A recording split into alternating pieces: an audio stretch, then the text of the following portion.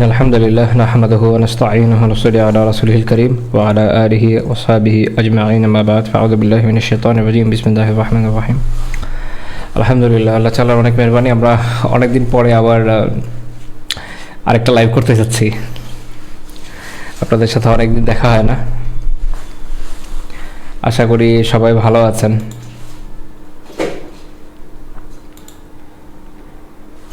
ওকে, আমরা নবী রহমত থেকে আজকে দর্শ পর্যন্ত বুধবার আমাদের সিরাতের দর্শ থাকে।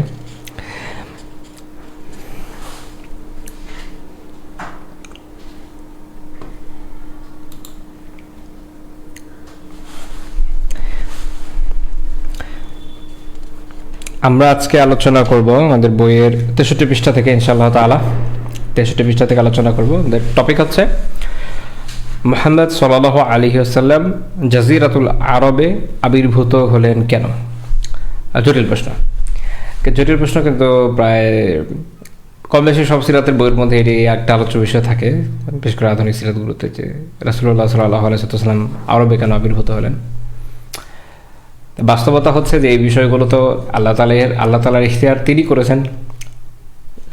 সহজ কথা হচ্ছে আল্লাহ আজ্জাল চেয়েছেন, তো আল্লাহ আজ্জাল দিয়েছেন, শেষ। তো এটা হচ্ছে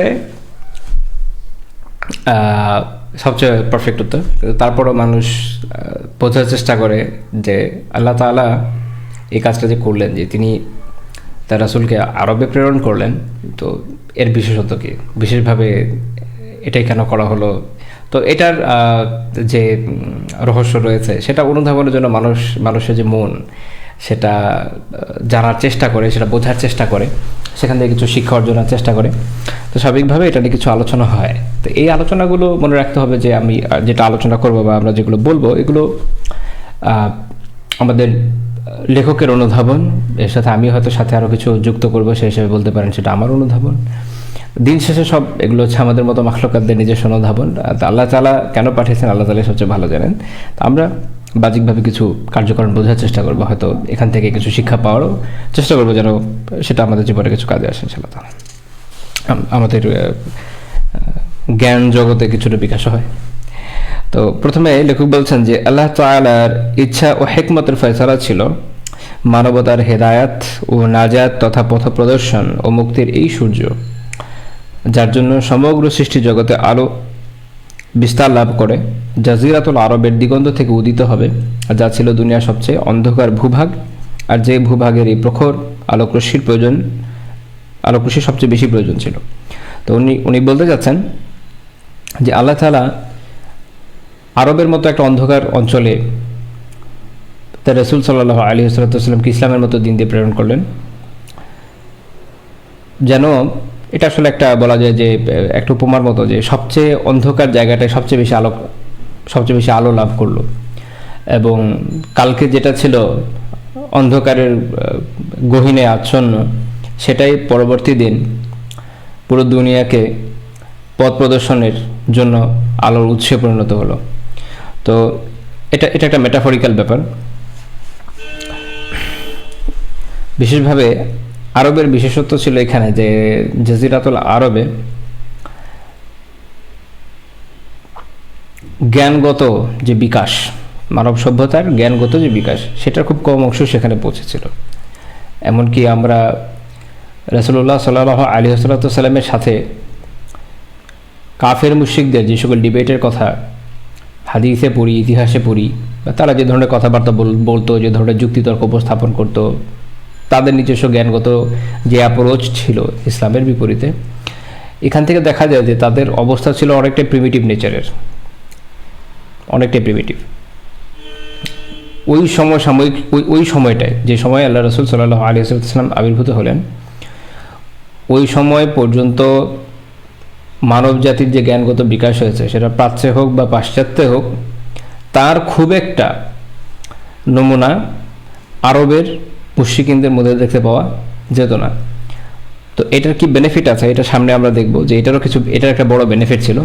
তো লেখক বলছেন যে আল্লাহ তাআলা এই দাওয়াতের জন্য আরবদের নির্বাচিত করেন এবং তাদের সমগ্র বিশ্বে এর প্রচার প্রসারের জিম্মাদার বানান, এজন্য যে তাদের হৃদয় পট ছিল একেবারেই স্বচ্ছ ও নির্মূল, পূর্ব থেকে কোনো অঙ্কিত ছবি কিংবা চিত্র এতে ছিল না যা মুছে ফেলা কঠিন হতো। এর বিপরীতে রোমক, পারস্যিক অথবা ভারতীয়দের, যাদের নিজেদের উন্নতি, অগ্রগতি, জ্ঞান বিজ্ঞান ও শিল্পকলা এবং নিজেদের সভ্যতা, সংস্কৃতি ও দর্শনের ব্যাপারে বিরাট গর্ব ছিল, আর এর দরুন তাদের ভেতর এমন কিছু মানসিক গ্রন্থি ও চিন্তাগত জটিলতা সৃষ্টি হয়ে গিয়েছিল যা দূর করা সহজ ছিল না। আরবদের মন মস্তিষ্কের নিষ্কলঙ্ক পট কেবল সেই মামুলি ও হালকা রচনার সাথে পরিচিত ছিল যা তাদের মূর্খতা, অশিক্ষা ও বেদুইন জীবন তার ভেতর অঙ্কিত করে দিয়েছিল, যা ধোঁয়া ও মুছে ফেলা এবং সে জায়গায় নতুন চিত্র অঙ্কন করা খুবই সহজ ছিল। বর্তমান শাস্ত্রীয় পরিভাষায় তারা অকাট্য ও নির্ভেজাল মূর্খতার শিকার ছিল, আর এটাই ছিল সেই ভুল যা শোধন করা যেত। অপরাপর সুসভ্য ও উন্নত জাতিগোষ্ঠী ছিল মিশ্র তথা ভেজাল মূর্খতার ভেতর লিপ্ত, যার চিকিৎসা, প্রতিকার এবং তা ধুয়ে নতুন হরফে লেখা সবসময় অত্যন্ত কষ্টসাধ্য হয়ে থাকে। লেখক এখানে একটা খুব চমৎকার এবং গুরুত্বপূর্ণ টপিক নিয়ে আলোচনা করেছেন, যে দেখেন আমরা দেখি একটু আগে যেটা আমি বলছিলাম, যে আমরা দেখি যে আরবদের কাছে যখন দিনের দাওয়া গেল, তো তাদের রেজিস্ট্যান্স ছিল অনেকটাই প্রিমিটিভ নেচারের, খুব বেশি দার্শনিক আলাপ আলোচনা ছিল না। তারপরে অনেক ধরনের জটিল জটিল প্রশ্ন সামনে নিয়ে আসা, এমন ধরনের জটিল প্রশ্ন যে জ্ঞানগত বিভিন্ন জটিলতা থাকে না, এই ধরনের বিষয়গুলো এদের মধ্যে দেখা গিয়েছিল কম।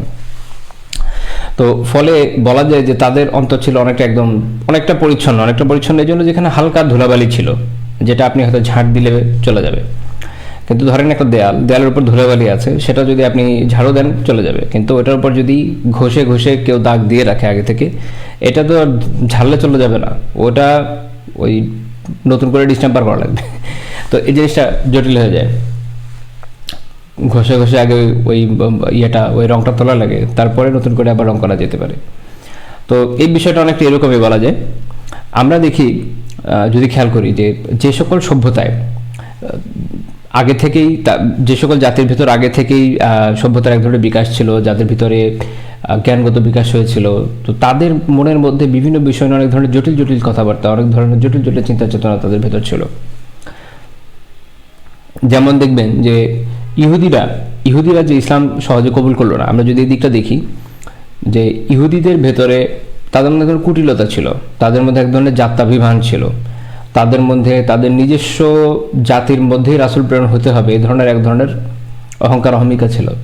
তারা নিজেদেরকে আল্লাহ আযজা ওয়া জাল্লার পরিজন বলে মনে করতো, নাউযুবিল্লাহি মিন যালিক।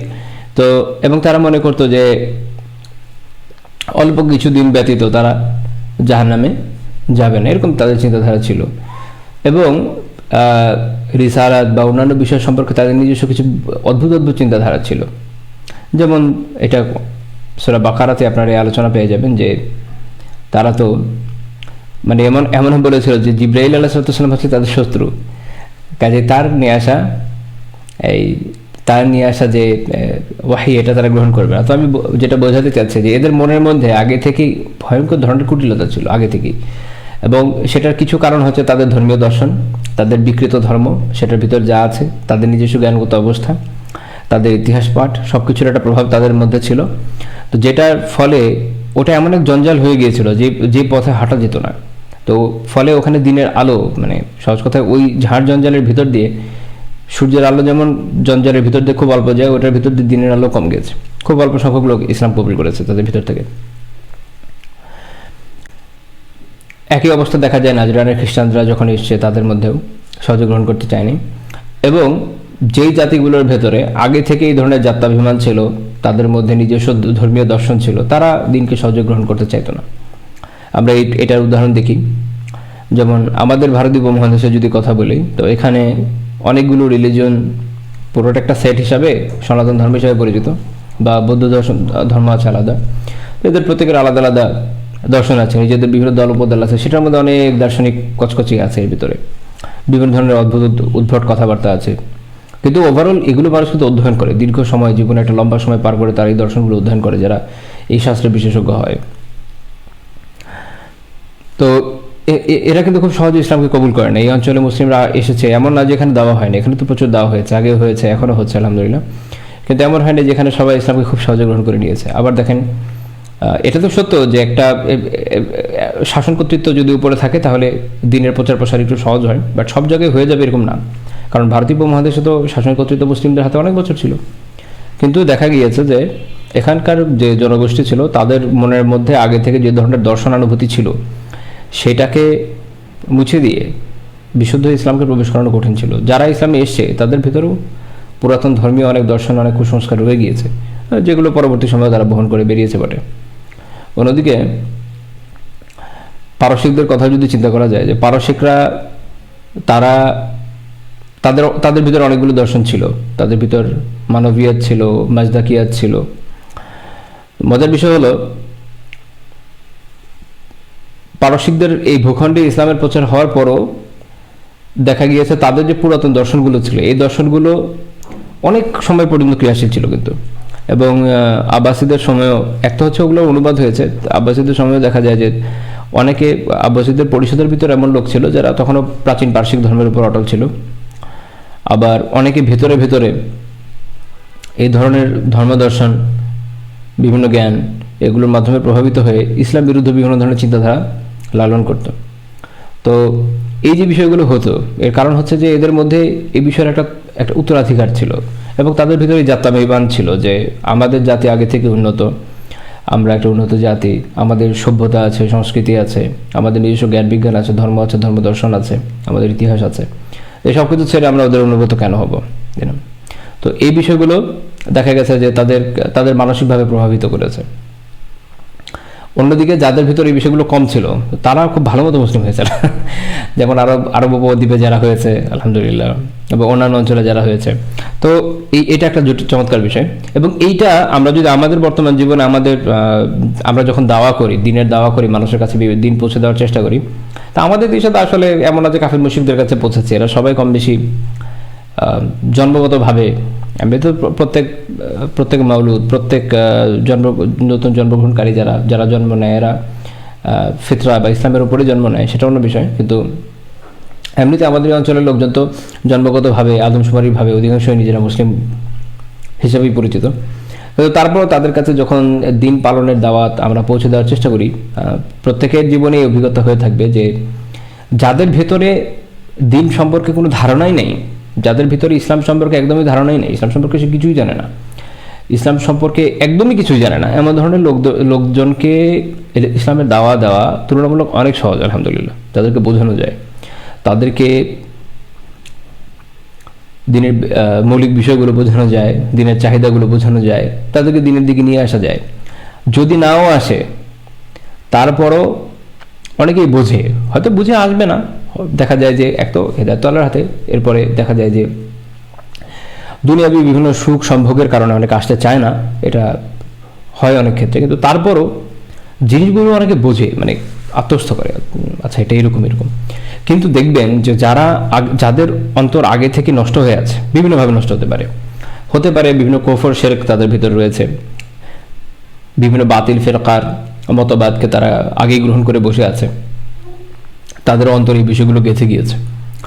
এমন ধরনের লোকদেরকে দিনের দিকে দাওয়াত দিয়ে নির্ভেজাল দিন প্র্যাকটিস করার জন্য যদি তাদেরকে দাওয়াত দেওয়া হয়, সেটা তুলনামূলক কম ফলপ্রসূ হয়।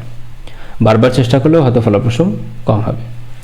তো এর কারণ হচ্ছে দেখা যায় যে তারা তখন বলবে যে না, এই বিষয়ে এইরকম আছে, এরকম আছে। কিছু কিছু লোক তো এমন আছে যে আমি এমন মানুষ পেয়েছি, দিন তো একদমই প্র্যাকটিস করে না, কিন্তু ইসলামের বিভিন্ন বিষয় সম্পর্কে ভালো পড়াশোনা করেছে, বিভিন্ন দিকের বই উল্টাপাল্টা পড়েছে, পড়ার পরে দেখা গেছে যে মাথার মধ্যে এক হলো প্যাচ লেগে আছে, দুই হলো প্রত্যেক বিষয়ে তার কোনটা কোনো বক্তব্য আছে। তো এই ধরনের লোকদেরকে যদি ওই যে সামিআনা আতাআনার নিয়মে নিয়ে আসা হয় যে শুনবো এবং মানবো, এটা আসতে চাইবে না। যতই দাওয়াত দেই খুব সহজে কবুল এরা করতে চায় না। তো এই বিষয়টা আমরা এখান থেকে শিখি যে আল্লাহ তাআলা যেমন জাজিরাতুল আরবকে এটার জন্য সিলেক্ট করেছেন, এখান থেকে আমাদেরও বোঝার বিষয় হচ্ছে যে দাওয়াতের জন্য আমরা যখন দাওয়া করব, দিনের দাওয়া মানুষের কাছে পৌঁছানোর চেষ্টা করব, আমাদের জন্য সবচেয়ে উত্তম ভূমি হচ্ছে সেই ভূমি যেখানে আগে থেকে কোনো গাছ লাগানো হয়নি, একদম ফ্রেশ। ওখানে সুন্দর করে চাষ দিব, তার মধ্যে বীজ বপন করব, পানি ঢালবো, সার লাগলে দিব, আল্লাহ তাআলা তৌফিক দিলে সুন্দর গাছ উঠে যাবে, ফল ধরবে ইনশাআল্লাহ তাআলা। আর যদি আগে থেকে এরকম ঝাড় জঙ্গল থাকে, ওখানে চাষ করা কঠিন, ওখানে আগে এটাকে ফ্রেশ করতে হবে, ওটাকে এগুলোকে উপরে ফেলতে হবে, যে ঝাড় আছে ঝোপঝাড় আছে এগুলোকে উপরাতে হবে, পরিষ্কার করতে হবে, কিছু সময় ফেলে রাখতে হবে, তারপরে ধীরে ধীরে ওখানে আবার নতুন কোনো কিছু চাষ করা যেতে পারে। কাজটা খুব কঠিন কাজ কিন্তু। তো এখান থেকে আমরা জিনিসটা শিখি।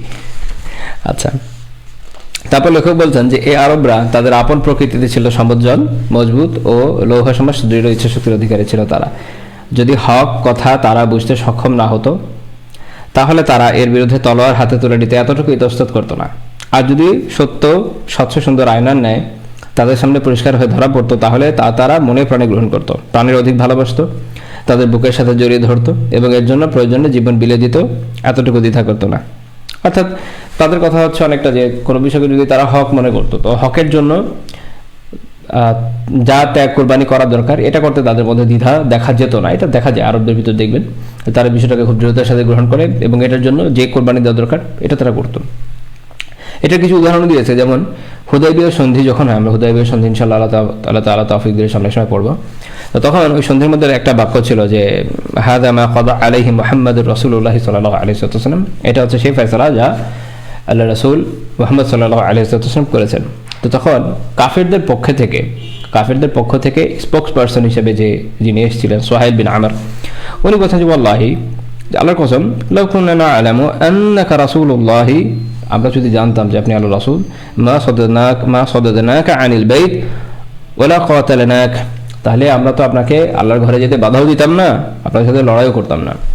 এখন আরবদের মধ্যে কেউ ছিল যাদের মধ্যে অন্যরকম সমস্যা ছিল, যে তারা হকটা বুঝেও মানত না। যেমন আবু জাহালের ব্যাপারে কিছু বর্ণনা এমন আছে যে সে রাসূলুল্লাহ সাল্লাল্লাহু আলাইহি ওয়াসাল্লামকে সত্য রাসূল হিসেবে মেনেছে, মানে সে জানতো যে আল্লাহ রাসূল সত্য রাসূল, কিন্তু জানার পর এটাকে কবুল করতে চায় না তার নিজস্ব গোত্রাভিমানের জন্য, এরকম কিছু বর্ণনা পাওয়া যায়।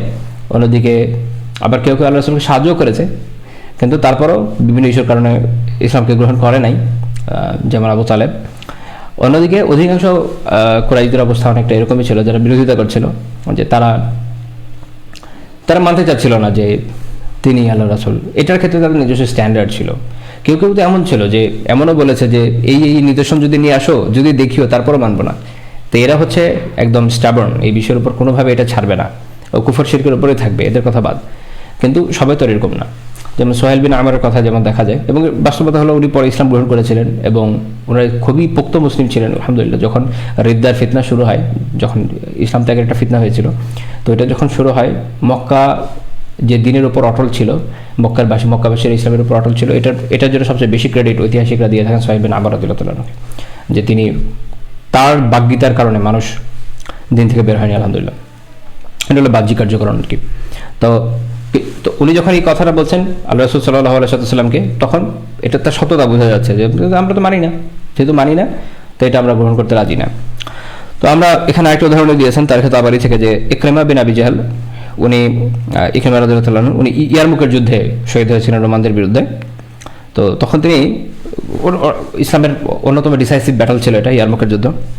তো সেই যুদ্ধের সময় রোমানদের প্রচণ্ড চাপের সময় উনি এটা বলেছিলেন যে জ্ঞান বুদ্ধি দুশ্মনেরা যতদিন পর্যন্ত আমার মাথায় সত্য আসেনি, আমি রাসূলুল্লাহ সাল্লাল্লাহু আলাইহি ওয়াসাল্লামের মোকাবেলায় সর্বত্র প্রবল প্রতিপক্ষ হিসেবে মুখোমুখি হয়েছি, আর আজ আমি তোমাদের থেকে পালিয়ে যাব। তা এরপর তিনি হাঁক ছেড়ে, মানে ডাক দিয়ে চিৎকার করে বলে ওঠেন, যেমন কেউ আছো আমার হাতে মৃত্যুর শপথ নিতে পারো।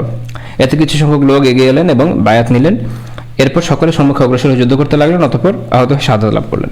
তো এখানে উনি যেটা বোঝাতে চেয়েছিলেন যে আরবরা তাদের সাধারণ নেচার ছিল, অধিকাংশের অবস্থা এরকম ছিল, আর কেউ তো দুর্বুদ্ধির লোক থাকবে, অধিকাংশের অবস্থা ছিল এরকম যে যেটাকে তারা হক মনে করতো, এটাকে তারা একদম যার প্রাণ দিয়ে রক্ষার চেষ্টা করতে, এর জন্য যা কষ্ট করা দরকার তারা এটা করতে রাজি ছিল। অন্যদিকে যেটাকে তারা হক মনে করতো না, ওটার বিরুদ্ধ চালানোর জন্য একদম প্রবল প্রতিপক্ষ হিসাবে তার বিরুদ্ধে ঝাঁপিয়ে পড়তো, যেটা আমরা দেখি যে রাসূলুল্লাহ সাল্লাল্লাহু আলাইহি ওয়াসাল্লামের বিরুদ্ধে তারা কীভাবে ঝাঁপিয়ে পড়েছিল। তো এবং পরাজিত হয়েছে। এখন একটা লোক কেউ যদি বাতিলের জন্য খুব ইখলাসের সাথে বাতিলের পক্ষে লড়াই করে, এমন তো না যে সফলতা পেয়ে যাবে, বাতিল তো বাতিলই। কিন্তু এটাও সত্য যে বাতিল পক্ষের সবাই মানসিকভাবে যে ইখলাস শূন্য এরকম না। ইখলাস বলতে বোঝাচ্ছি যে ওই বাতিলটাকেও সে খুব ভালো মনে করে ওটার জন্য খুব কি বলবো জীবন বাজি রেখে লড়াই করতে চায়। তো আরবদের লেচার ছিল অনেকটা এরকম। তো এখান থেকে আমরা এটা বুঝি যে এটা একটা ভালো গুণ, এটা একটা ভালো গুণ, এবং যদি এটাকে সঠিক পথে ব্যবহার করা যায় তাহলে খুবই কল্যাণকর। আমরা যখন ইসলামকে দিন হিসেবে গ্রহণ করে নিই, যখন আমরা এর সত্যতা সম্পর্কে জানতে বুঝতে সক্ষম হই, তখন আমাদের দরকার ছিল যে আমরা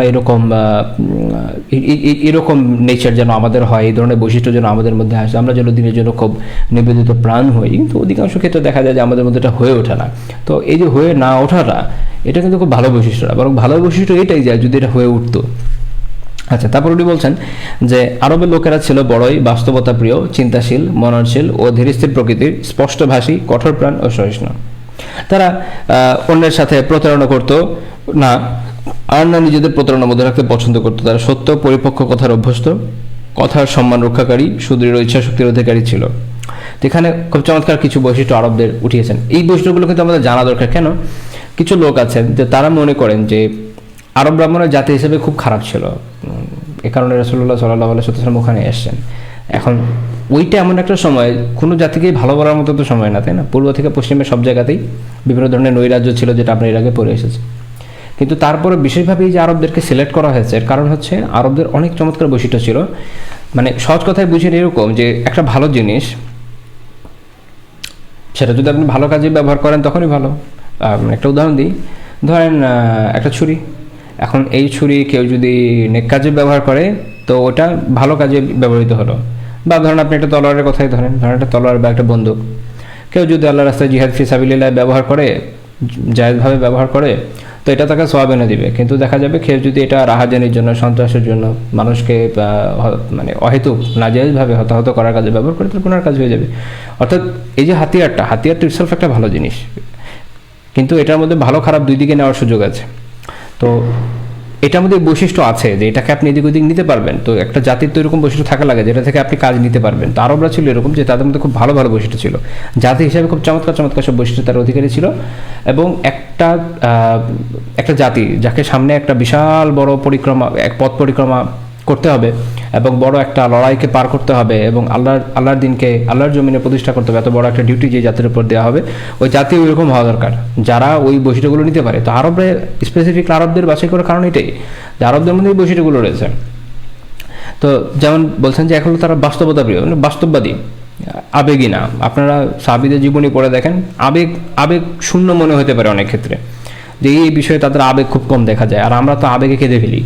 কিন্তু এই যে আবেগের কমতি এবং বাস্তবতা প্রিয়তা, এটা খুব জরুরি বিষয়। মানে মানুষ যদি বাস্তব প্রিয় না হয় তাহলে সাফল্যের দিকে সে এগুতে পারবে না, এটাই বাস্তবতা। তারা চিন্তাশীল ছিল, যদিও তাদের এমনিতে মানে বাস্তবিক আধুনিক কী বলবো সমসাময়িক জ্ঞান একটু কম ছিল, কারণ স্বাভাবিক যে কোনো কারণে হোক তাদের ওখানে জ্ঞানের প্রসার হয়েছে কম, কিন্তু এমনিতে তারা চিন্তাশীল ছিল, তারা মননশীল ছিল, তারা ধীরস্থির প্রকৃতি ছিল। ওই পরিবেশটা তাদেরকে এইভাবে বড় করেছে যে তারা মোটামুটি বেশ ভালো ধীরস্থির ছিল, হুটহাট কিছু করে ফেলবে এরকমও না। এবং স্পষ্টভাষী ছিল, আপনি দেখবেন যে তারা স্পষ্ট কথা বলছে, মানে চটাং কথা বলে ফেলছে। এখন এটা বললে তো আমাদের কাছে অনেকেরই খারাপ লাগে, বাট এটা কাজের। সাহাবীদের ক্ষেত্রে দেখা যায় যেমন তারা কাফের মুশরিকদের কাছে, বড় বড় বাচ্চাদের কাছেও দিনের দাওয়াত যখন নিয়ে গেছেন, চিঠি নিয়ে গেছেন ইসলামের, বা জিহাদের অভিযানে বিভিন্ন বড় বড় সেনাপতি যেমন রুস্তমের সাথে তাদের কথোপকথনের কথা আছে, বা পারস্যের বাদশার সাথে হেরাক্লেসের সাথে কথোপকথনের ব্যাপার আপনারা পাবেন বিভিন্ন ইতিহাসের বই, দেখবেন যে একদম খুব স্পষ্ট ক্লিয়ার কাট কথা আছে। এবং এটা একটা গুরুত্বপূর্ণ বৈশিষ্ট্য যে এই বৈশিষ্ট্যগুলোর কারণে তারা রাসূলুল্লাহ সাল্লাল্লাহু আলাইহি ওয়াসাল্লামের দিনকে যেমন ধারণা করতে পেরেছেন এবং আল্লাহ রাসূল থেকে জিনিসগুলো নিতে পেরেছেন খুব সহজে। এবং কঠোর প্রাণ ছিল, সহিষ্ণু ছিল। খুব জরুরি বিষয় হলো সহিষ্ণু। এখন এই সহিষ্ণুতা পরিবেশের ক্ষেত্রেও, সব ক্ষেত্রেই আসলে আরবরা যেহেতু খুবই একটা বন্ধুর ভৌগোলিক পরিবেশের মধ্যে বড় হয়েছে এবং জীবনের জন্য তাদের যে সংগ্রাম করতে হতো, এটা তাদেরকে সহিষ্ণু বানিয়েছিল। এই সহিষ্ণুতা একটা বিজয় অভিযানের জন্য অনেক বেশি জরুরি। যেমন ধরেন এই ইসলামের বিজয় যখন বিভিন্ন দিক দিকে হচ্ছে, তখনও ওমর রাদিয়াল্লাহু তাআলা আনহু তার গভর্নরদের কাছে চিঠি লিখে এই বিষয়ে উৎসাহ দিয়েছিলেন যেন আরবরা তাদের আরবীয় জীবন আচার পরিত্যাগ না করে, তারা যেন স্থানীয়দের যে পোশাক আশাক এগুলো দ্বারা খুব বেশি প্রভাবিত হয়ে না যায়। কেননা এটা হলে যেটা হবে যে তাদের যে বিজয়ের বৈশিষ্ট্যটা লোপ পাবে। এটা তো সত্য যে তাওহীদ তাদেরকে এই পর্যায়ে নিয়ে এসে, বাট তাওহীদ তো একটা জটিল একটা এমন একটা কার্যকারণ যেটা অন্যান্য কারণের সাথে ক্রিয়াশীল হয়। তো এর মধ্যে অন্যান্য বিষয় যেটা ছিল সেটা হচ্ছে আরবদের এই বৈশিষ্ট্যগুলো, যেটা তাদেরকে দিকে দিকে ছড়িয়ে পড়তে সাহায্য করেছে। তো যতদিন তাদের মধ্যে শহুরে জীবনের প্রতি ভালোবাসা তৈরি না হয়েছে এবং তাদের মধ্যে সহিষ্ণুতা ছিল, তাদের সক্ষমতা ছিল, শারীরিক সক্ষমতা, মানসিক সক্ষমতা, ততদিন পর্যন্ত তারা দিনের এই যে বিজয় অভিযান এটা খুব ভালো মতো চালিয়ে যেতে পেরেছে। আমরা দেখি যে যখন মঙ্গলরা মধ্য এশিয়া পুরোটা জয় করে নিয়ে আরব পর্যন্ত চলে আসলো, এই যে তাদের দীর্ঘ বিজয় অভিযান, এটার পিছনেও যদি কার্যকারণগুলো বিশ্লেষণ করা হয়, প্রায় একই ধরনের বৈশিষ্ট্য আপনি মঙ্গলদের মধ্যে তখন পাবেন। মানে মঙ্গলদের মধ্যে কিন্তু প্রায় কাছাকাছি ধরনের বৈশিষ্ট্য ছিল। এবং মঙ্গলদের ব্যাপারে বিভিন্ন ঐতিহাসিক যেমন বর্ণনা করেছেন যে তারা খুব দ্রুততার সাথে অনেক দীর্ঘ পথ পাড়ি দিতে পারতো। তো এটা দেখা যেত যে শত্রুপক্ষকে খুব ভীত সন্ত্রস্ত করে ফেলতো। এত তাড়াতাড়ি কীভাবে চলে আসলো, তাদের একটা হিসাব থাকে যে এই সময়ের মধ্যে আসবে, কিন্তু অনেক তাড়াতাড়ি চলে আসতো। তো এটার ব্যাপারে বিভিন্ন ঐতিহাসিক আলোচনা করেছেন যে তারা ঘোড়ার উপর চলতে চলতে হয়তো হালকা খাবার খেয়ে নিত, খুবই হালকা, এবং এটা দিয়ে তারা ঘোড়ার উপর চলছে, খুব হালকা খাচ্ছে, অল্প রেস্ট নিচ্ছে, কষ্ট সহিষ্ণু একটা জাতি। তো এইটা তাদেরকে তাদের বিজয় অভিযানে অনেক সাহায্য করেছে। অন্যদিকে এই মুসলিমদের অবস্থা ছিল যে তারা শহরের জীবনে অভ্যস্ত হয়ে গিয়েছে, তারা লম্বা জার্নি করতে অভ্যস্ত নয়। স্বাভাবিকভাবে তখন তাদের মধ্যে পরাজিত জাতির বৈশিষ্ট্য চলে আসে। তো বিজয়ী জাতির কিছু বৈশিষ্ট্য থাকে, পরাজিত জাতিরও কিছু বৈশিষ্ট্য থাকে। তো একটা জাতিকে বিজয়ী হতে হলে বিজয়ী বৈশিষ্ট্যগুলো থাকা দরকার। তা আজকে আমরা যদি চিন্তা করে দেখি যে ওভারঅল মুসলিমদের মধ্যে বিপরীত বিষয়গুলো অনেক বেশি। আমরা বাস্তবতা প্রিয় না, আমরা অবাস্তব জগতে থাকতে বেশি ভালোবাসি। আমাদের মধ্যে ক্রিয়েটিভ চিন্তাধারা খুব কম, চিন্তাশীলতার মধ্যে ক্রিয়েটিভিটি হয়তো একটু কমে গেছে। আমাদের দেখা যাবে যে এর বিপরীতটা আছে। আমাদের মধ্যে স্থৈর্য কম, আমাদের মধ্যে স্পষ্টভাষিতাকে আমরা অনেক সময় বেয়াদবি মনে করি, আমাদের মধ্যে সহিষ্ণুতার অভাব আছে। তো যাই হোক, এবং প্রতারণা, তার দেখা যাচ্ছে যে তারা সাধারণত আরবরা প্রতারণা কম করতো। এমনি কেউ করতো না এরকম না, একটা জাতির মধ্যে 2-4টা প্রতারক থাকবে, কিন্তু ওদের মধ্যে প্রতারণার স্বভাব কম ছিল। বিশেষ যা বলছে একজন তাদের কথার দাম ছিল। তো ওই একই উল্টা দিকে আমরা যদি দেখি আমাদের মধ্যে প্রতারণার পরিমাণ অনেক বেশি। তো যাই হোক, এই হলো তাদের বৈশিষ্ট্য। এখানে উনি একটা উদাহরণ দিয়েছে যে আকাবার দ্বিতীয় বায়াতে ইবনে ইসহাক রাহমাতুল্লাহ বর্ণনা করছেন যে আউস খাজরাজ গোত্রদ্বয় যখন আকাবা উপত্যকায় রাসূলুল্লাহ সাল্লাল্লাহু আলাইহি ওয়াসাল্লামের হাতে বায়াত গ্রহণের জন্য সমবেত হয়, তখন আব্বাস ইবনে উবাদা আল খাজরাজি রাদিয়াল্লাহু তাআলা তিনি নিজ গোত্রকে সম্বোধন করে বলেন, হে খাজরাজের লোকেরা, তোমাদের কি জানা আছে তোমরা মহানবী সাল্লাল্লাহু আলাইহি ওয়াসাল্লামের হাতে কোন বিষয়ের উপর বায়াত গ্রহণ করতে যাচ্ছ? উত্তরে তারা বলল, আমরা জানি। তিনি বললেন, তোমরা তার হাতে সাদা কালো সকল বর্ণের মানুষের সাথে যুদ্ধের উপর বায়াত করছো। সহজ কথায় যে এই যে তোমরা আকাবাতে তার কাছে আনুগত্যের বায়াত করতে আসছো, তাকে এখান থেকে নিয়ে মদিনায় যাবে, এর মানে হচ্ছে এই যে দুনিয়ার সব মানুষ, আশেপাশে যত জাতি আছে সবাই কিন্তু তোমাদের শত্রু হয়ে যাবে। যাতে সবার সাথে নিশ্চিত যুদ্ধের মধ্যে তোমার জড়াইতে হবে, তোমাদের যুদ্ধের মধ্যে পড়তে হবে, যুদ্ধ থেকে বেঁচে থাকতে পারবে এরকম না, যুদ্ধের মধ্যে যেতে হবে। অর্থাৎ তারা জানতেন যে এটা হতে যাচ্ছে আল্লাহ রাসূল সাল্লাল্লাহু আলাইহি ওয়াসাল্লামকে এখান থেকে নিয়ে যাওয়া মানে এদের সবার সাথে যুদ্ধ। শুধুমাত্র এদের সাথে না, বিভিন্ন ঐতিহাসিক বর্ণনা থেকে জানা যায় যে এখানে কি হচ্ছে, জাজিরাতুল আরবে কি হচ্ছে, এটা খোদ পারসিক সাম্রাজ্যের থেকেও খোঁজ খবর নেওয়া হতো, কারণ এদের খুব কাছাকাছি প্রতিবেশী, তো ওরাও খোঁজ রাখতো যে ওই দেশের ভিতর কী হচ্ছে। যেমন আমরা বাংলাদেশে এখন ধরেন কথার কথা ইন্ডিয়ার কোনো রাজ্যে নির্বাচন হচ্ছে, তো সরকারের দায়িত্ব আলাদা, আমরা সাধারণ নাগরিক হিসাবেও দেখেন অনেক সময় দেখা যাচ্ছে বিভিন্ন নিউজ পোর্টালে কোথায় কী হচ্ছে এটা একটু খোঁজখবর রাখার চেষ্টা করি, তাই না? আবার ধরেন ইউরোপে এখন রাশিয়া ইউক্রেনের একটা উত্তেজনা হচ্ছে, এটাও আমরা একটু খোঁজখবর রাখার চেষ্টা করি, কারণ বিশ্ববাজার এটা দ্বারা একটু প্রভাবিত হবে, তো আমাদেরও কিছু আগ্রহ থাকে। তো যাই হোক, আর ওখানে তখন তো একদম পাশাপাশি রাজ্য, পাশাপাশি অঞ্চল, তো ওদের একটা খেয়াল তারা রাখতো। তো এটা সাহাবীরা বুঝতে পারছিলেন যে যদি এখান থেকে তাকে নিয়ে যাওয়া হয়, তাকে আশ্রয়ের ওয়াদা তারা যেমন করছিলেন, তো তখন স্বাভাবিকভাবে তাকে রক্ষা করতে হলে সবার সাথেই লড়াই নামতে হবে, এটা একদম তাদের কাছে ক্লিয়ার ছিল। তো তিনি আরও বলছেন যে যদি তোমরা ভেবে থাকো যে তোমাদের সম্পদ লুণ্ঠিত হবে, ধ্বংস বরবাদ করা হবে, তোমাদের অভিজাত সন্তান ও গোত্রের নেতৃবর্গ নিহত হবে, সেক্ষেত্রে তোমরা তাকে শত্রুর হাতে তুলে দিয়ে নিজেরা সরে দাঁড়াবে, তাহলে শুরুতে এই বিষয়টা নিষ্পত্তি হয়ে যাক। যদি মনে করো যে এই হবে, লড়াইয়ের মধ্যে এত বড় বিভিন্ন শক্তি, এত গোত্র মিলে যদি আমার বিরুদ্ধে লড়াই করে আমাদের বিরুদ্ধে, তো আমাদের সন্তানরা মারা যাবে, আমাদের নেতারা মারা যাবে, আমাদের ঘরবাড়ি বিলীন হয়ে যাবে। আর ওই সময় আমি এগুলো বাঁচাতে গিয়ে রাসূলুল্লাহ সাল্লাল্লাহু আলাইহি ওয়াসাল্লামকে আমরা তাদের হাতে ছেড়ে দেবো, বলবো যে না ভাই আমরা এই দায়িত্বের মধ্যে নেই। এরকম যদি হওয়ার সম্ভাবনা থাকে তাহলে এটা এখনই নিষ্পত্তি করে নাও, আগেই বুঝে নাও, এটা ওই পর্যন্ত টেনো না। আর তা এজন্য যে যদি এমন কিছু করো তবে আল্লাহর কসম দুনিয়া আখেরাত উভয় জায়গাতে তোমরা লাঞ্ছিত অপমানিত হবে। আর তোমাদের ফয়সালা যদি এই হয়ে থাকে যে বস্তুর জন্য তোমরা তাকে দাওয়াত দিয়েছো তা তোমরা পূরণ করবে, এতে তোমাদের গোটা বিত্ত সম্পদ তছনছ হয়ে গেলেও, তোমাদের নেতা ও অভিজাত সম্প্রদায় মারা গেলেও তবুও তোমরা পরোয়া করবে না, তবে তোমরা তার হাতে হাত দিও, অর্থাৎ তখন তার হাতে বায়াত করো। সেক্ষেত্রে আল্লাহর কসম এটা দুনিয়া আখেরাতে উভয় জগতেই তোমাদের জন্য সাফল্য কল্যাণ নিহিত রয়েছে।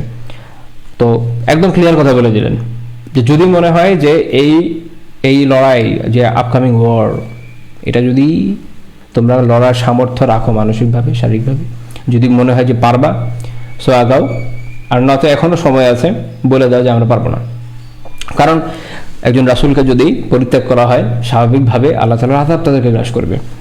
তো তখন সবাই কি বললেন যে সবাই সমস্যারে বললেন যে আমরা আমাদের বিত্ত সম্পদের ধ্বংস, নেতৃবর্গের মৃত্যু, সকল কিছুর বিনিময়েও আপনার হাতে বায়াত হতে চাই। কিন্তু হে আল্লাহ রাসূল, তখন তারা আবার পাল্টা একটা প্রশ্ন করছেন যে কিন্তু হে আল্লাহ রাসূল, আমরা যদি আমাদের প্রতিজ্ঞা পূরণ করি সেক্ষেত্রে এসবের বিনিময়ে কি পাবো? আমরা তো আমাদের প্রতিজ্ঞা পূরণ করলাম, আমরা বিনিময়ে কি পাবো? তো রাসূলুল্লাহ সাল্লাল্লাহু আলাইহি ওয়াসাল্লাম বললেন যে জান্নাহ। তখন তারা বলেন যে আপনি হাত বাড়িয়ে দিন। তিনি সে হস্ত মোবারক সামনে বাড়িয়ে দিলে সকলে বায়াত হলেন। এটা সিরাত ইবনে হিশামের বর্ণনা। তো দেখেন কত সহজ কথাবার্তা। একজন সাহাবী তিনি ওনাদেরকে সতর্ক করে দিচ্ছেন যে যদি পারো আগাও, না পেলে নেই। আর তারা যখন রাজি হয়ে যাচ্ছেন তাও জিজ্ঞেস করছেন আল্লাহ রাসূলকে যে আল্লাহ রাসূল, যে আমরা যদি এটা করি আমরা কি পাবো বিনিময়ে? তো আল্লাহ রাসূল সুন্দর জানিয়ে দিচ্ছেন যে জান্নাত পাবে, এবং জান্নাতের জন্য তারা প্রস্তুত ছিলেন, তারা চাইতেন জান্নাত। এই যে সহজ, এই যে সরলতা, এই যে সহজ কথাটা সহজভাবে উপস্থাপন করা, এটা একটা বিশাল গুণ। এটা একটা বিশাল গুণ। মানে আমাদের তো অনেকের অবস্থা হচ্ছে এরকম যে ও হ্যাঁ হ্যাঁ হ্যাঁ আমরা আছে না, হ্যাঁ হ্যাঁ হ্যাঁ হ্যাঁ হ্যাঁ, কিন্তু তারপর আর খুঁজে পাওয়া যাচ্ছে না। আসেন আপনাকে তো আমরা হেল্প করবো, তারপর হেল্পের সময় খুঁজে পাওয়া যায় না। তো এটা হচ্ছে আমাদের এখনকার বড় সমস্যা। আমাদের এখনকার তো অনেক বড় কথা, আমরা যদি একটু মানে খোলাফায়ে রাশেদার একটু পরের একটা সময়ের একটা কথা চিন্তা করি, ধরেন নাফসে জাকিয়া রাহিমাহুল্লাহ যখন বিদ্রোহ করেন, তো অনেকে বলেছে যে আমরা সাহায্য করবো, পরে দেখা গেল কারো খুঁজে পাওয়া যায় নাই। তো এই যে শুরু হয়েছে সিলসিলা এখন পর্যন্ত চলছে, আল্লাহ আমাদের থেকে বের করে নিয়ে আসেন, আমিন। তো লেখক বলছেন যে প্রকৃত ব্যাপার হলো তারা সে প্রতিজ্ঞা পালন করেছিল যে প্রতিজ্ঞা পূরণের জন্য তারা রাসূলুল্লাহ সাল্লাল্লাহু আলাইহি ওয়াসাল্লামের হাতে বায়াত নিয়েছিলেন। হযরত সাদ ইবনে মুআয রাদিয়াল্লাহু তাআলা আনহুর বিখ্যাত উক্তির মধ্যে সবকিছুর প্রতিনিধিত্ব করেছিল। তিনি বলেছিলেন যে আল্লাহর কসম, এটা হচ্ছে তিনি বলেছেন বদর যুদ্ধের আগে যে আপনি যদি চলতে বারকুল গিমাত পর্যন্ত পৌঁছে যান তখন আমরা আপনার সাথে চলবো, আপনি যদি সমুদ্র পার হতে চান সেক্ষেত্রে আমরা আপনার সঙ্গে সমুদ্রে ঝাঁপিয়ে পড়বো। জাদুল মাআদ ইবনে হিশামে রয়েছে। এখন বারকুল গিমাদ যেটার কথা বলেছে, এটা আসলে এটা নিয়ে কয়েকটা মত আছে। কেউ বলে যে ইয়েমেনের একটা দূরবর্তী জায়গার নাম, কেউ বুঝিয়েছে যেটা দিয়ে আবিসিনিয়াকে বা ইথিওপিয়ার যে এরিয়াটাকে বোঝানো হয়েছে। মূল কথা হলো এইটা যে আপনি যতই দূরে যান আমরা আপনার সাথে আছি, আমরা আপনাকে ছেড়ে যাব না। তো তারপর লেখক বলছেন যে অটুট সংকল্প ও সুদৃঢ় এই ইচ্ছাশক্তি ও সততা, কর্মের স্থিরতা, সত্যের সামনে মস্তক অবনত করে দেওয়ার মেজাজ ও মানসিকতা, সেই বাক্য থেকেও স্পষ্ট প্রতিভাত যা মুসলিম ফৌজের বিখ্যাত সিপাহ সালার উকবা বিন নাফি রাদিয়াল্লাহু তাআলা উচ্চারণ করেছিলেন যখন বিজয়ের পর বিজয়ের মাধ্যমে সম্মুখে এগোতে গিয়ে আটলান্টিক মহাসমুদ্র তার পথের বাধা হয়ে দাঁড়িয়েছিল। তিনি এগোতে মরক্কো দিয়ে একদম আটলান্টিক মহাসাগর পর্যন্ত পৌঁছে গেলেন। তখন বললেন যে আল্লাহ, এই মহাসমুদ্র যদি আমার অগ্রযাত্রার পথে বাধা না হতো, আমার মন চায় যে সমান্তরাল গতিতে আমি সামনে গিয়ে যাই এবং জলস্থলে তোমার নামের মহিমা গাই। এই বিজয় অভিযান আমি চালাতে থাকি। এখন এর বিপরীতে অন্যান্য জাতিগুলোর অবস্থা কি? আমরা তো আরবদের অবস্থা বুঝলাম একটু, অন্যান্য জাতিগুলোর অবস্থা কি? লেখক বলছেন যে এর বিপরীতে গ্রিস, রোম ও পারস্যের লোকেরা, ওই সময়কার বড় বড় যে জাতিগুলো ছিল, তারা যুগ স্রোতে ভেসে যেতে ও হাওয়ার অনুকূলে পাল তোলাতে অভ্যস্ত ছিল। হ্যাঁ, ঠিক কিনা? মানে আমি যেটা বলছিলাম যে জাতিগুলোকে আল্লাহ সিলেক্ট করেন নাই, আমরা তাদের বৈশিষ্ট্যগুলো দেখছি, এখান থেকে আমাদের শেখার বিষয় আছে। আমাদের অবস্থা কোথায়? দুটো জায়গা থেকে শেখার জায়গা আছে আমাদের জন্য। এক, আল্লাহ তাআলা যাদের সিলেক্ট করেন ওই জাতিগুলোর কি অবস্থা ছিল, আমাদের কি অবস্থা। আরেকটা হলো পরাজিত জাতি যারা আছে তাদের কি কি বৈশিষ্ট্য থাকে আর আমাদের কি অবস্থা। দেখেন এগুলো শুধু আমি বলবো বা আপনি কোথাও থেকে পড়বেন শুনবেন, এটা দিয়ে আসলে এরকম করে পুরো জীবন চলে যাবে, কোনো কাজে আসবে না। কিন্তু যদি আসলে জীবনটাকে কাজে লাগাতে হয় আমাদেরকে অন্তত এইটুকু ডিসিশন নিতে হবে যে অন্য কার কী হবে আই ডোন্ট নো, বাট আমি আমার পরিবর্তন চাই। আমি চাই যে এই বৈশিষ্ট্যগুলো আমার না থাকে। আচ্ছা, তো বলছে কি যে লোকেরা এই সময়ের যে স্রোত, আমরা বলি না সময়ের স্রোতে ভেসে যাওয়া, হাওয়ার অনুকূলে পাল তোলা, হাওয়া যেদিকে যায় সেদিকে। এখন সব কথা তো বলা যাবে না, কিন্তু মূল কথা হচ্ছে যে যখন যে সিচুয়েশন হয়, হ্যাঁ জি হুজুর। আচ্ছা, কোনো প্রকার জুলুম ও বাড়াবাড়ি তাদের ভেতর আন্দোলন সৃষ্টি করতে পারত না। কোনো ধরনের আন্দোলন, জুলুম হোক, বিশাল বড় বাড়াবাড়ি হোক, তাদেরকে মেরে কেটে সাফ করে ফেলা হোক, তারপরও তাদের মধ্যে কি আসবে না, ভেতরে কোনো ইয়ে নাই, কোনো অনুরণ নাই, কোনো মানে একটা আন্দোলন করবে ওই ধরনের মানসিকতাই তাদের মধ্যে নাই। ঠিক আছে, অর্থাৎ যেন কি বলবো এটাকে, বলা যায় যেন বরফের সাগর, কোনো ঢেউয়ের খবর নাই। তো কোনো প্রকার জুলুম ও বাড়াবাড়ি তাদের ভেতর আন্দোলন সৃষ্টি করতে পারতো না। এখন ওইরকম জায়গায় ইসলাম যদি তার ইনসাফের দাওয়াত নিয়ে আসতো, ওরকম জায়গায় ইসলাম যদি তার সত্যের কথা নিয়ে আসতো, ওরা নিত? কীভাবে নিত? নিতে পারতো না, কারণ মনে হতো থাক। আমার খালি ওই যে রবীন্দ্রনাথের কবিতা মনে পড়ছে, ভদ্র মোড়া শান্ত বড় পোষ মানায় প্রাণ, বোতা মাটা জামার নিচে শান্তিতে শয়ান। অনেক আগে মুখস্থ করেছিলাম, যদি ভুল হয়ে থাকে ক্ষমা সুন্দর দৃষ্টিতে দেখবেন। তারপর বলছে যে নীতি পরায়ণতা ও সত্যের প্রতি কোনো আকর্ষণ তাদের ভেতর ছিল না।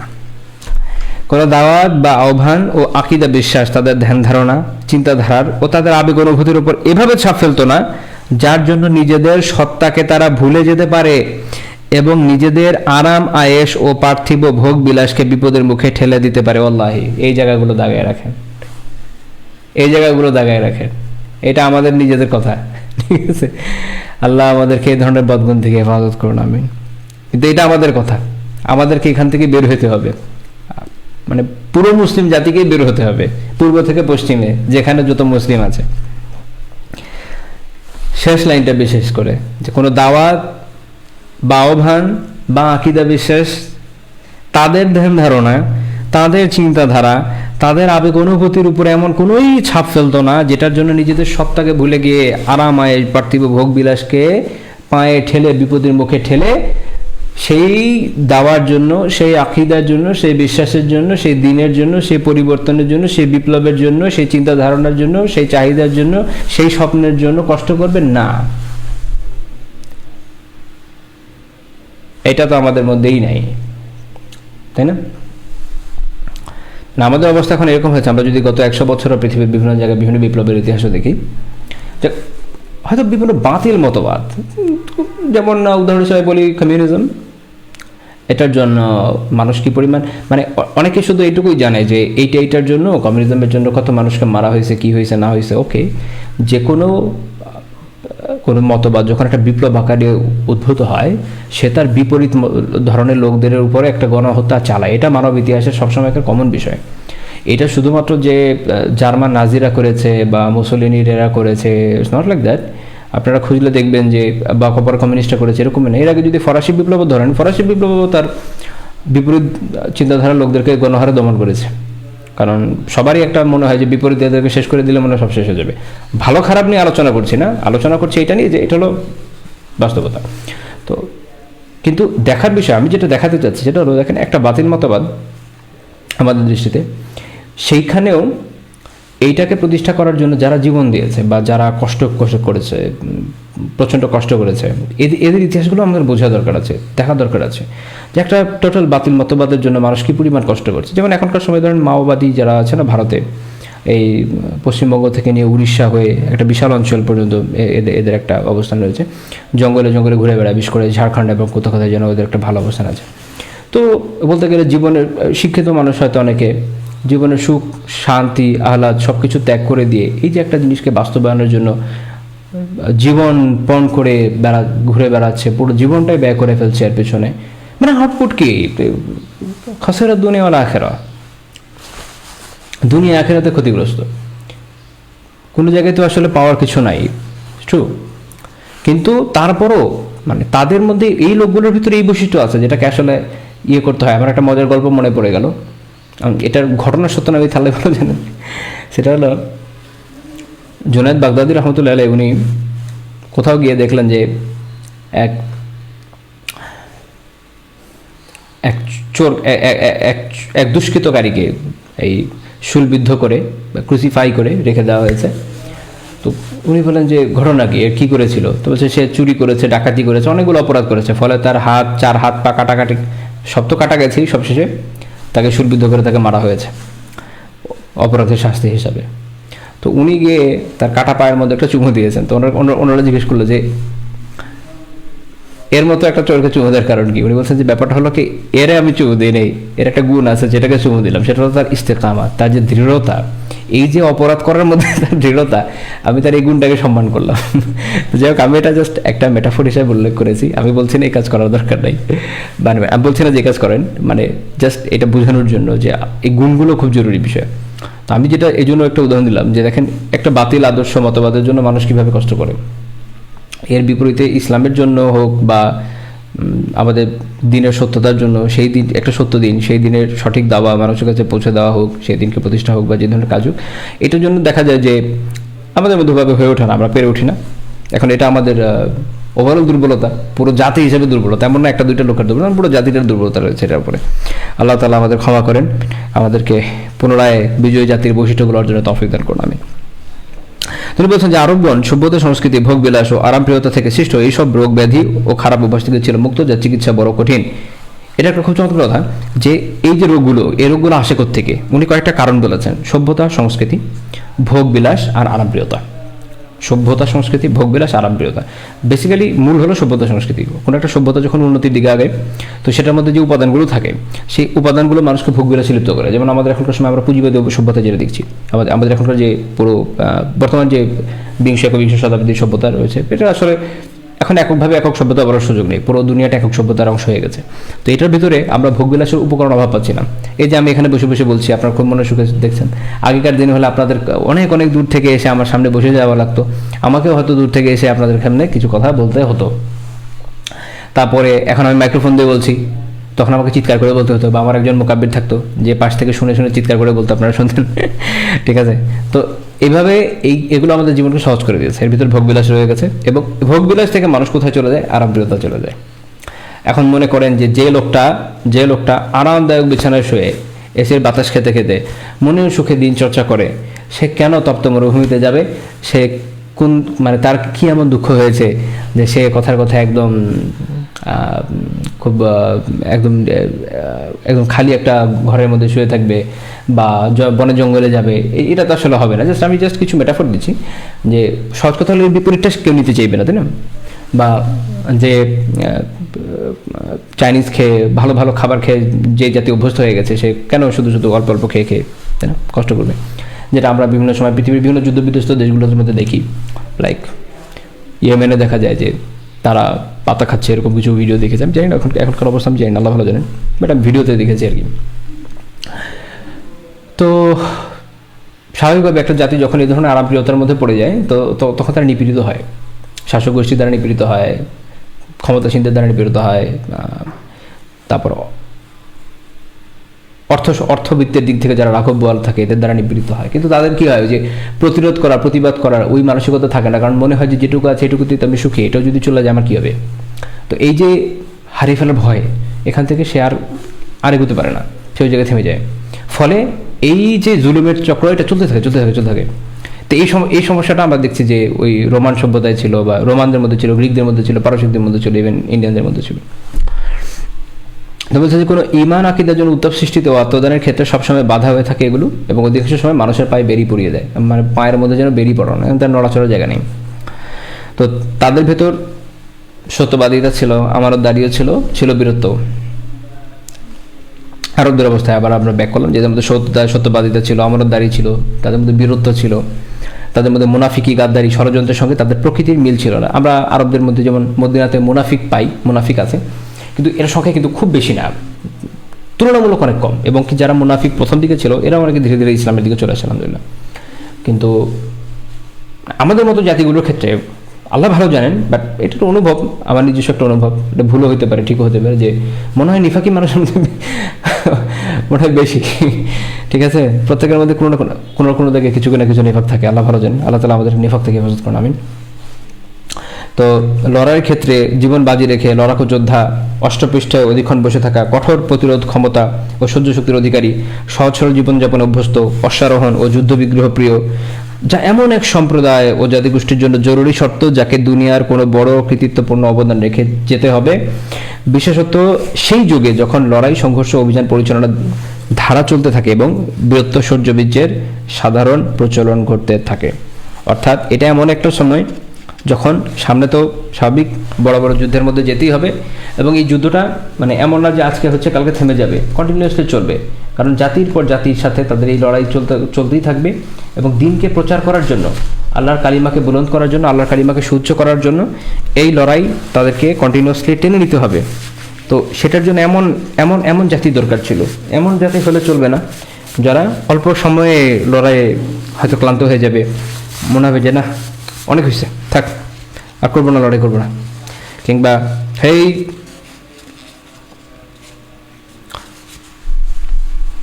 ওরা যদি আজকে লড়াই না করতো দেশটা এরকম ধ্বংস হয়ে যেত না। ইসলামের জন্য লড়াই করে বা দিনের জন্য লড়াই করে শুধু শুধু তারা দেশটা বাড়াবা দিয়ে ফেলছে।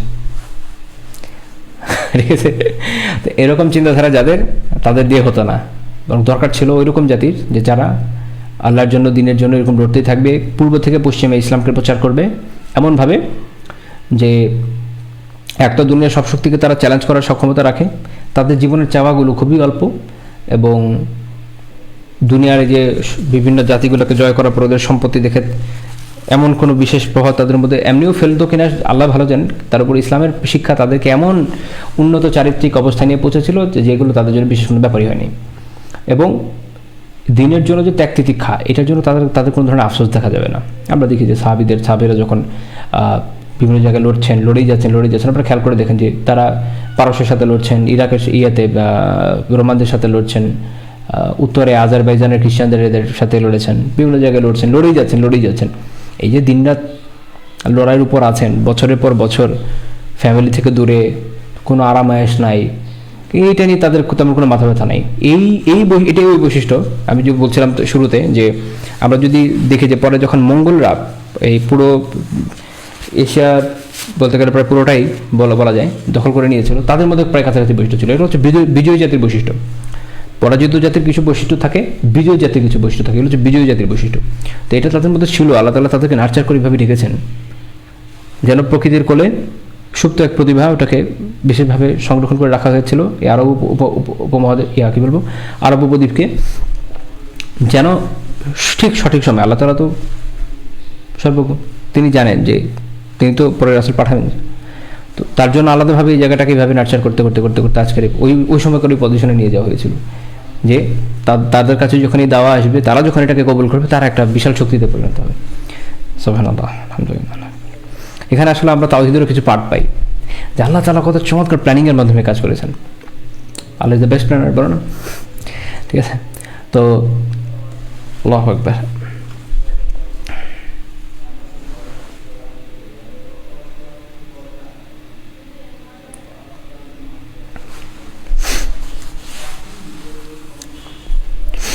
তো এই হচ্ছে আমাদের আজকের প্রাসঙ্গিক আলোচনা। আল্লাহ আযজা ওয়া জাল্লা তৌফিক দান করলে ইনশাআল্লাহ তাআলা আমরা পরবর্তী দিন এর সাথে সম্পৃক্ত বাকি আলোচনাগুলো করব। আজকে আমরা 67 পৃষ্ঠার উপরে কিছু অংশ পর্যন্ত পড়লাম। আল্লাহ তাআলা তৌফিক দিলে ইনশাআল্লাহ তাআলা আমরা পরবর্তী দিন, অর্থাৎ আগামী বুধবার আল্লাহ তাআলা যদি তৌফিক দেন, এর পরবর্তী অংশ থেকে আবার পড়া শুরু করব। আজকে এই পর্যন্ত থাকছে। সুবহানাকাল্লাহুম্মা বিহামদিকা আশহাদু আল্লা ইলাহা ইল্লা আনতা আস্তাগফিরুকা ওয়া আতুবু ইলাইক।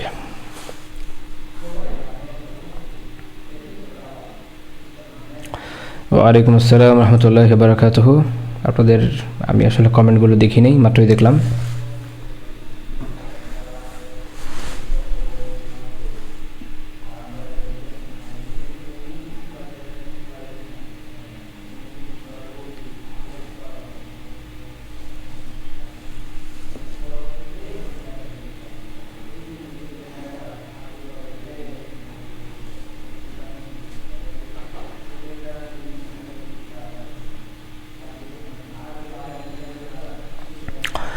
ঠিক আছে,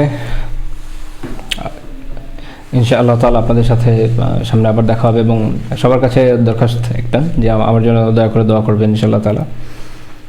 আসলে একটু অসুস্থ থাকার কারণে আমি দেখা যায় যে আপনাদের দর্শগুলো সময় মতো নিয়ে উঠতে পারি না। পরবর্তী দর্শ শিডিউল অনুযায়ী আগামী শনিবার ইনশাআল্লাহ তাআলা রাত 9টায়। তো বাকি তো আল্লাহ তাআলার ইচ্ছা, যদি আমি সুস্থ থাকি ইনশাআল্লাহ তাআলা আমি অবশ্যই নেওয়ার চেষ্টা করব। আজকে এই পর্যন্তই থাকছে। আসসালামু আলাইকুম রহমতুল্লাহি ওয়া বারাকাতুহু।